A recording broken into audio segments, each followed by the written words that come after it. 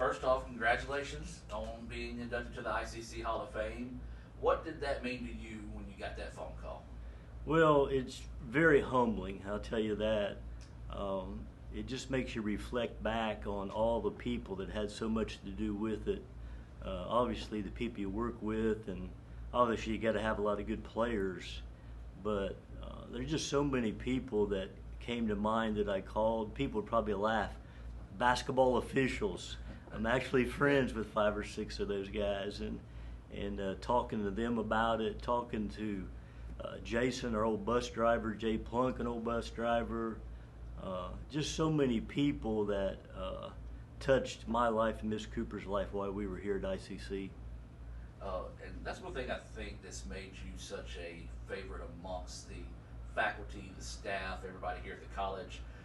Not that everybody doesn't do it, but you always made a point to make sure that everybody from the bottom up knew that they were appreciated. Why was that important to you? Well, it's kind of the way I was taught. The entire organization, everybody's important.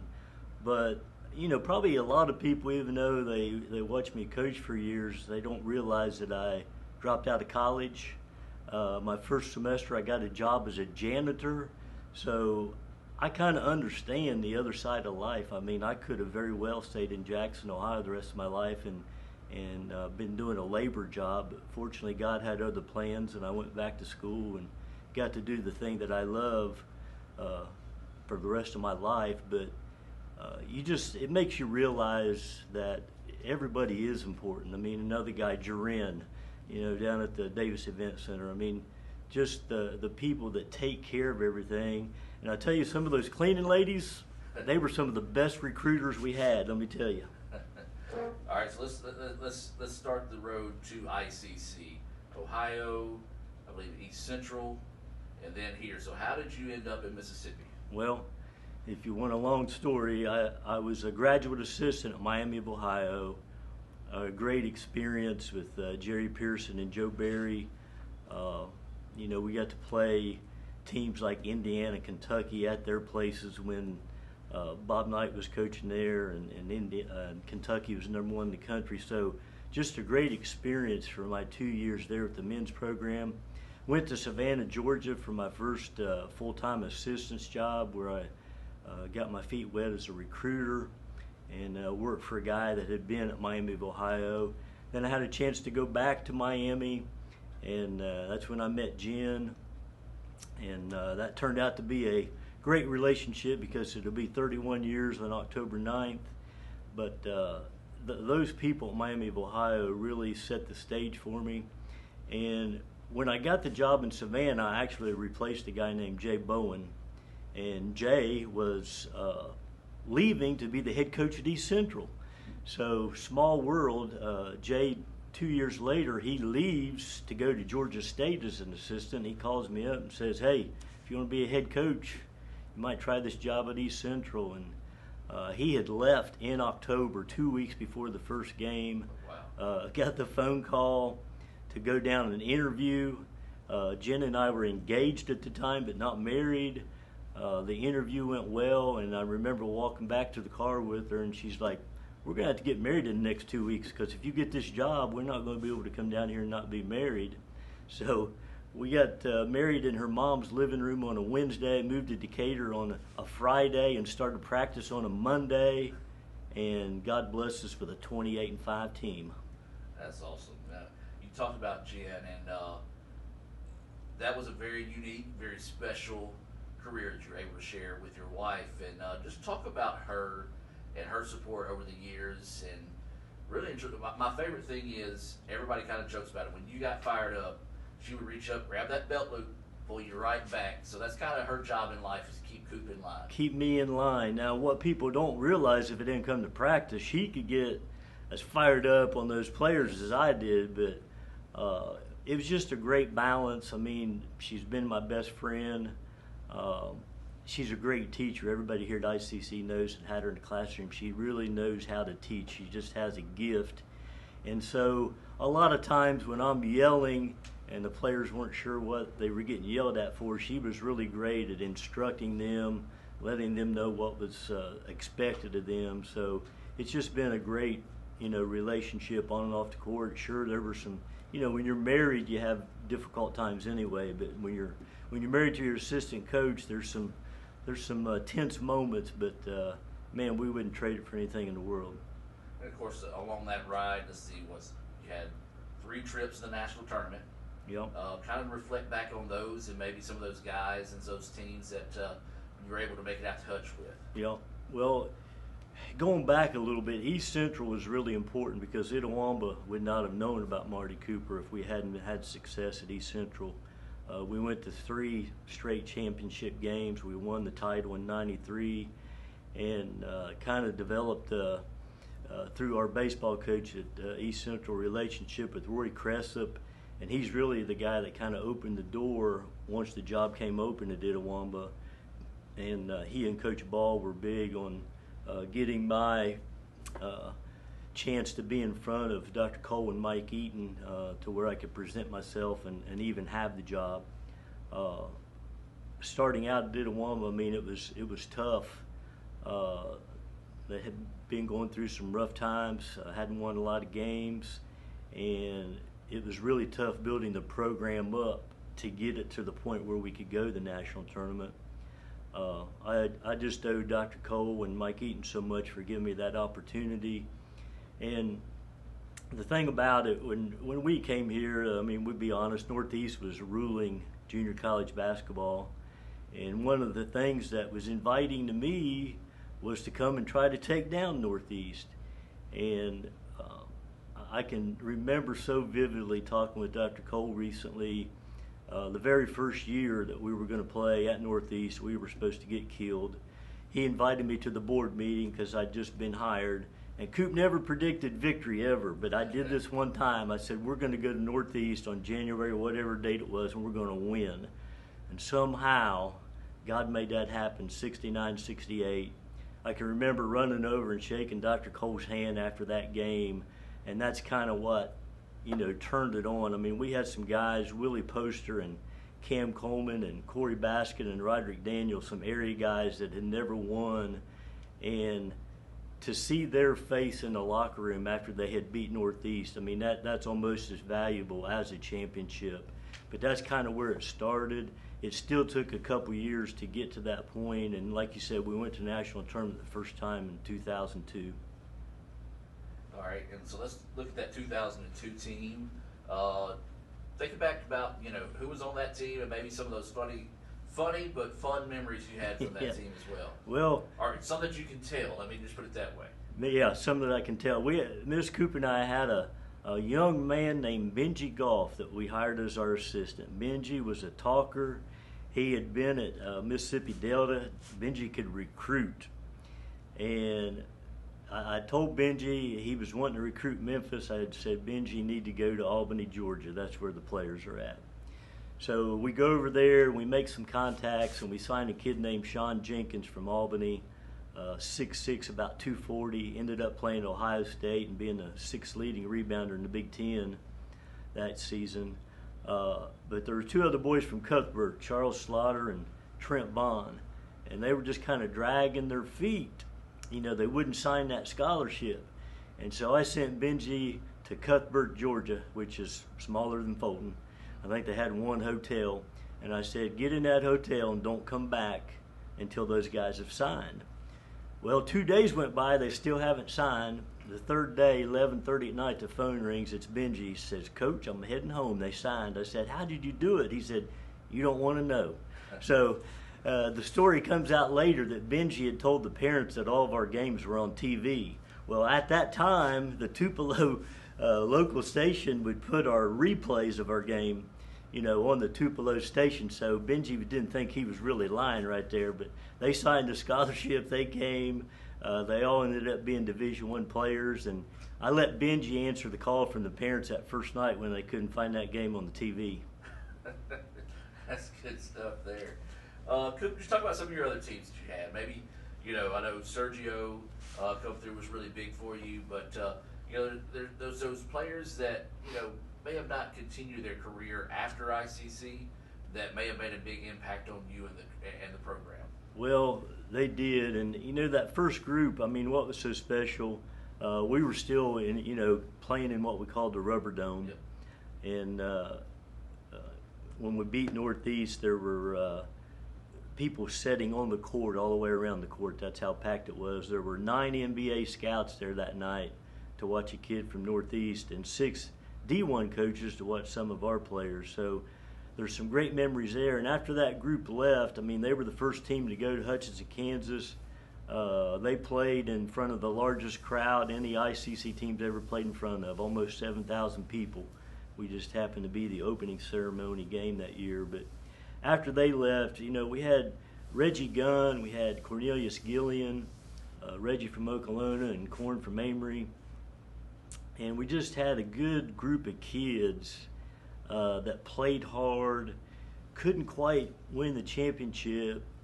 We got a kid from Jackson named Courtney Bradley, and Courtney ended up being a runner-up for Player of the Year in OVC. And that group kind of kept it together until we could get to the Davis Event Center, and that just really kind of changed everything. But I mean, we had Pete Lowe, Jeremy Word, just names that pop off on the top of my head right now without looking at my list. I mean, so many kids.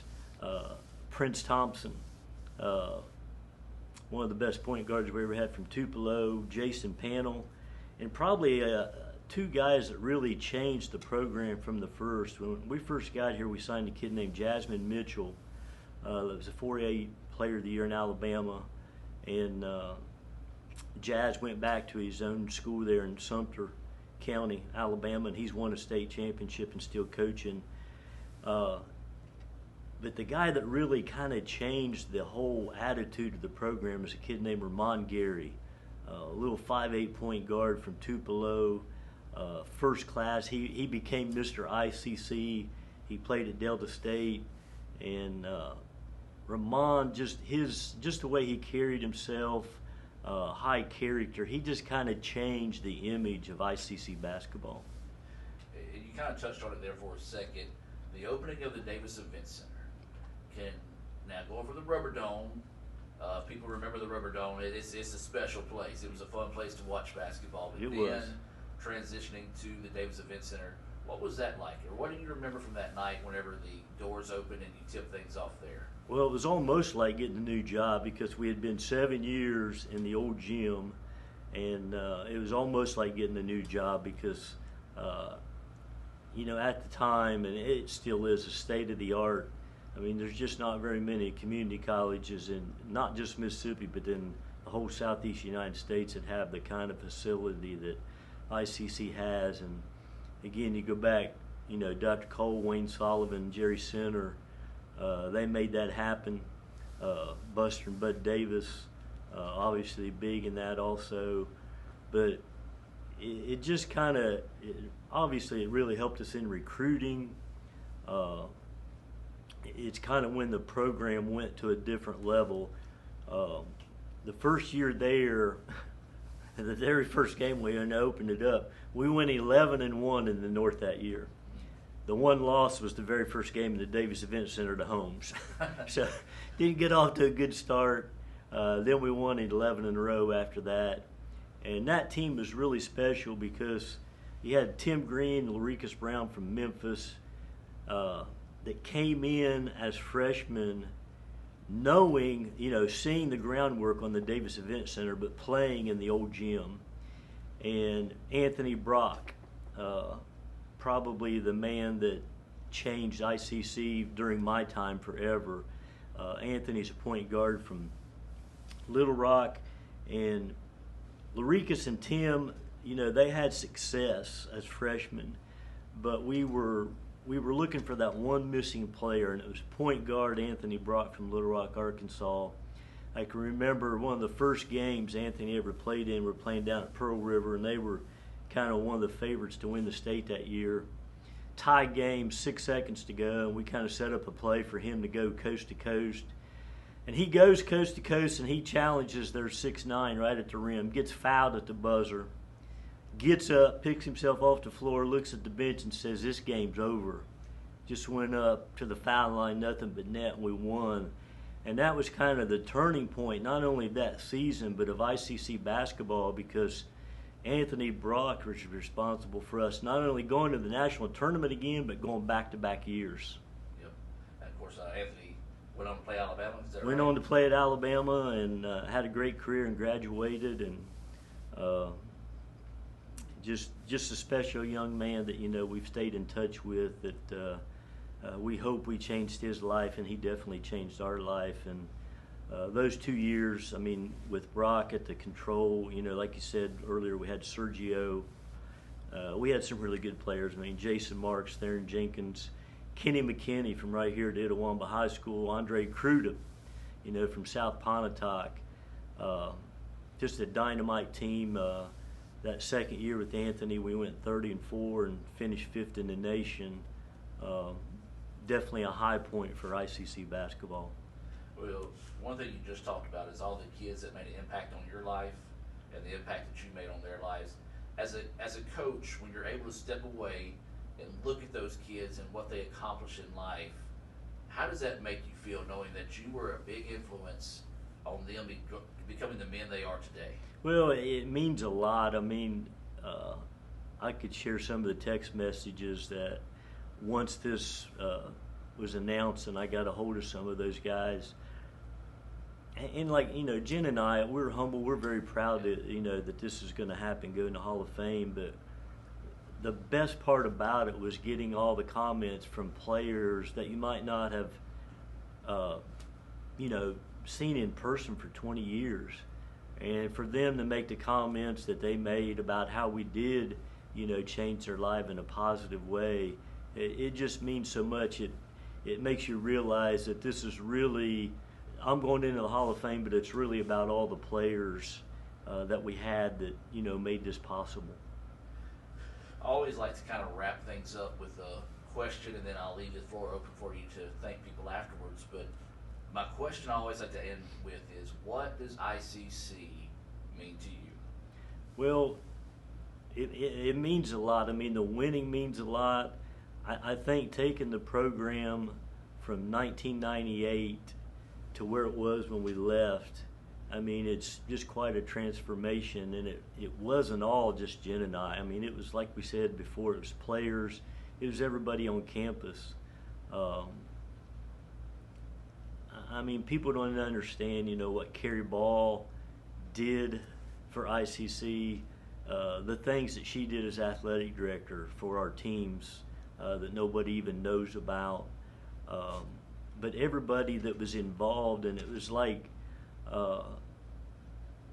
at that time, it was just the best time to be at ICC. I mean, the stands were packed, and it meant a lot to the community. And it just makes me feel good that so many people found joy, in ICC basketball during those 14 years that we were on the sideline.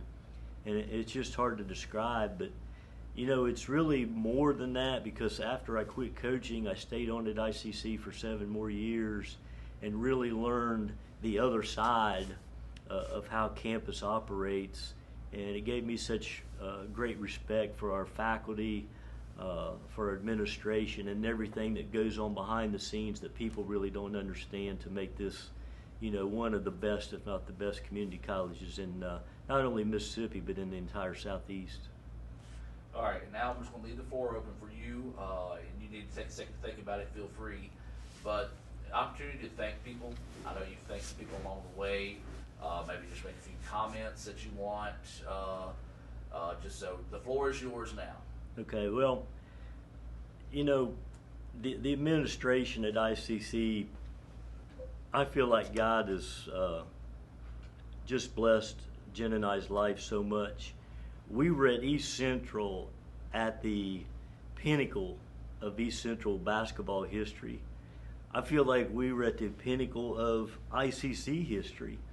And, after I retired, really wasn't planning on coaching anymore. Now I'm at a little 1A school over in Belgreen.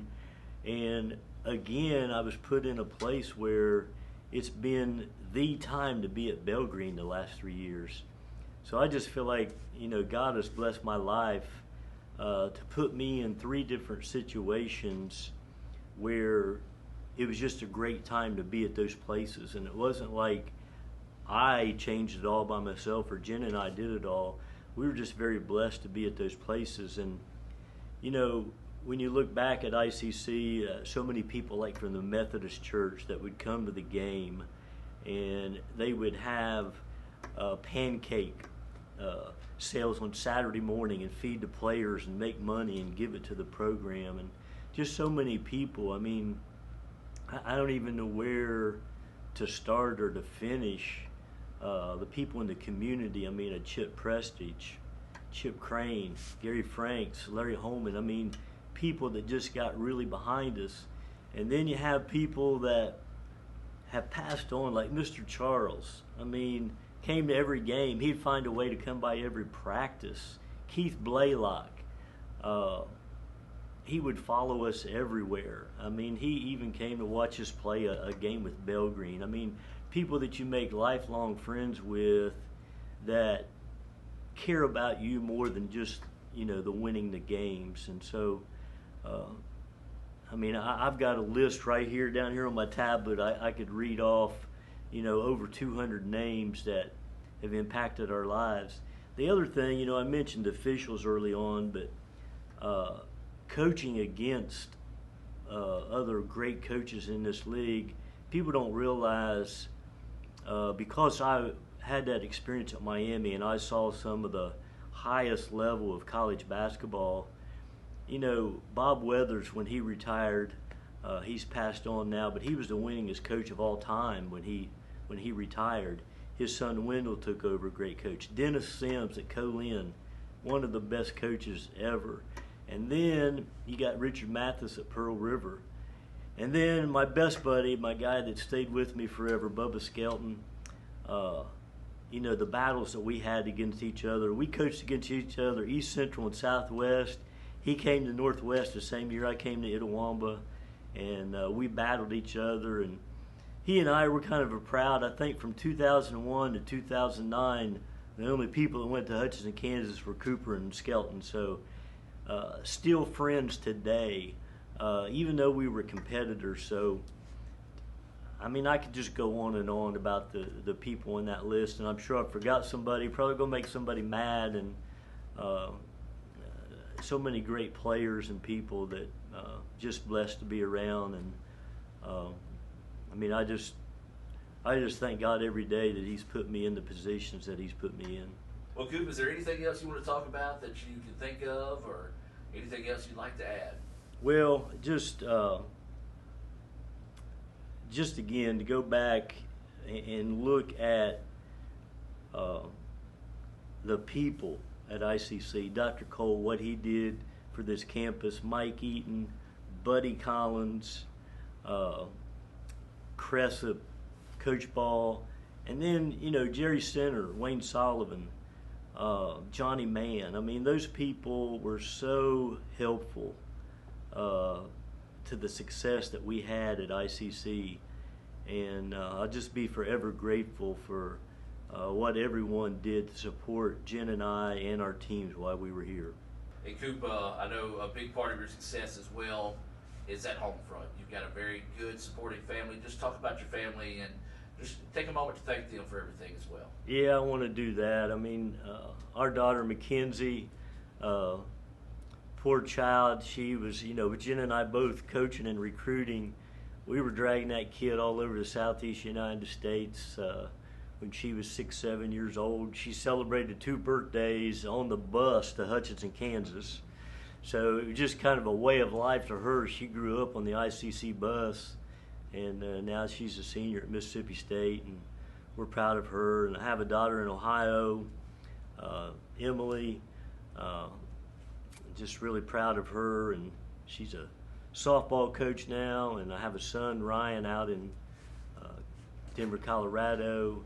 And then I have my mom. My mom's 82.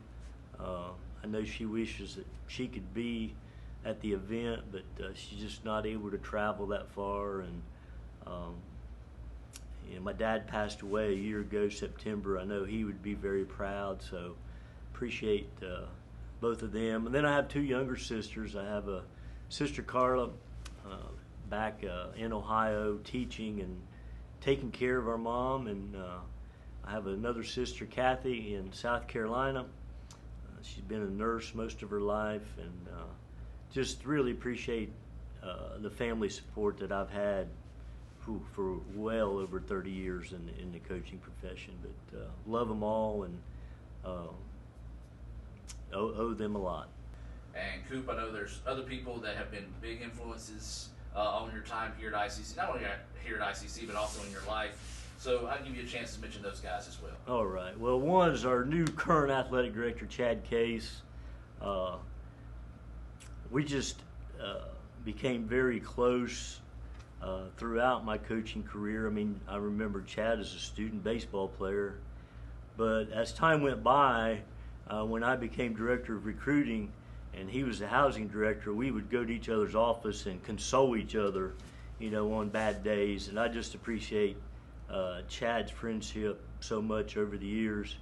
And then when I took the recruiting job, Larry Boggs, I mean, what a blessing to ICC. What a great job as a recruiter for all those years, but what a great friend to help me transition, into that part of the college. And he and Mary Sue were always faithful to come to every game. In fact, Larry probably yelled at the officials as much as I did. And then their guy over at Tupelo High School, Lee Stratton, one of the great coaches in Mississippi high school history, just was really kind to us, helping us get players. He's one of the big reasons we were able to get a kid like Ramon Gary, and his friendship over the years just really means a lot. Judge Sharon, Randy Aycock, great supporters of the team. A guy named David Richardson worked over at Jesco, and he was the project manager of the Davis Event Center, and we really became friends over that. And man, there's just so many. I mean, I know I mentioned Buster earlier, but everything he did when we first got to Fulton just to help us get the program off the ground, that was just instrumental in us being successful. Faculty, I mean, you mentioned Ricky Riley, Ricky and Stephanie, the Staubs, Stephen and Maria Staub, they've been great to us. Stephen McNeese, the teachers, Ken Bishop, Birchfield, Mr. Riley, I mean, all those folks. And a guy named Michael Winter, MT Winter, was our sporting goods salesman over at Bill Williams in Tupelo. Man, he treated us right. And I mentioned Coach Ball, that's who I started coaching with, but I got to mention Coach Nancy Gray, became a great friend. And the night that we won the state in 2008, it was a double state championship because the guys and girls both won it on that night. And that'll be a hard night to top in ICC history, where the guys and girls both win the state at home on the same night. So